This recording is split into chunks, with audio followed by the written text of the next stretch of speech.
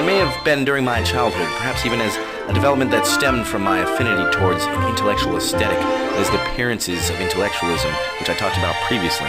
Or else, perhaps, the more telling moment was in 1997, when I ended up listening to Belle and Sebastian more often than the Wu-Tang Clan, both groups having excellent recordings on offer that year. It's a funny, maybe even lurid obsession with finding a mild, milky, highly conventional kind of pastoral existence, growing old on either a small farm or else in a modest Victorian home on a hill, or else at some regal European estate with a cast of hilarious servants and a groundskeeper who holds some kind of dark secret. Of course, when I was very small, my mother, when she wasn't reading the latest religious manuals on why G.I. Joe was okay, but He-Man was heresy, and creating blacklists of toy shows and movies I'd only be able to enjoy when I was at a friend's house, she was insisting that I sit down and watch the latest PBS special or Masterpiece Theater entry or like Babette's Feast or Little Men and Women or something similar, and I would grudgingly agree to it, and admittedly I would oftentimes find whatever period piece or other gratuitously wholesome presentation she had me watch to be something I quite admired if I did not become wholeheartedly enthused and excited by it.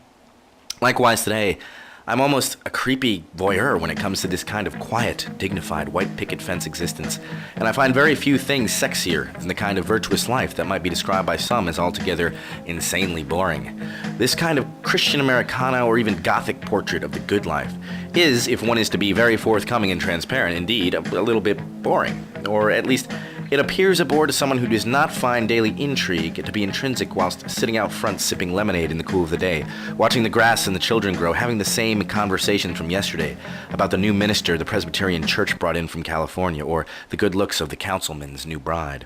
It's a hard code for me to crack. It's the kind of pacifying matrix that I long for, a sort of languid, biblically informed pacifism flowing down a river of routines, courteousness, family dinners, innocuous town activities, happy morning greetings, chivalry, and the gospel. It is the kind of matrix that I sometimes wish I could just be plugged back into, like the greasy traitor in the Rorkowski film. I wish to be stripped of all the memories and notions of the hedonistic, techno-shaman, psychedelic, artsy-fartsy corporate ambition years,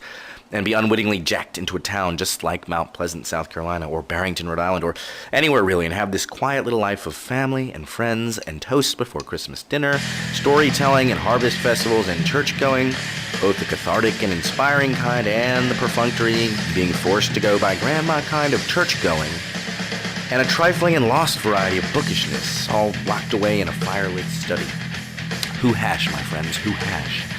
And like I said, it's something I have admired for years and have yearned for amidst times of fast-lane living, and the whole thing seemed to be calling to me at different moments, and I guess I felt that either I didn't belong to or even that I didn't deserve such a life. And the thing is that all of these pleasant descriptions and trite examples of a quiet life, for all of their cartoonish warmth,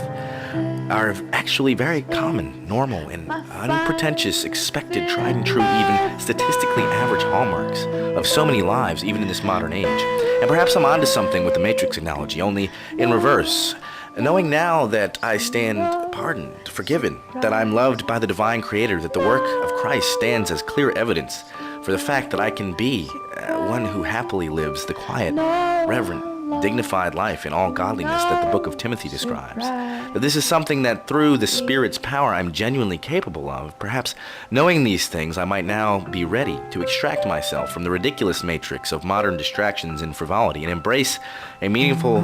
life, a quiet life. One of those old-fashioned bores who stands in the way of worldly progress, only not unwittingly jacked in at all, but rather in full knowledge of my treason, quickened by all hope.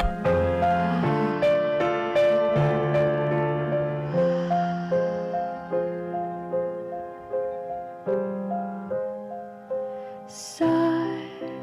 a pretty house and so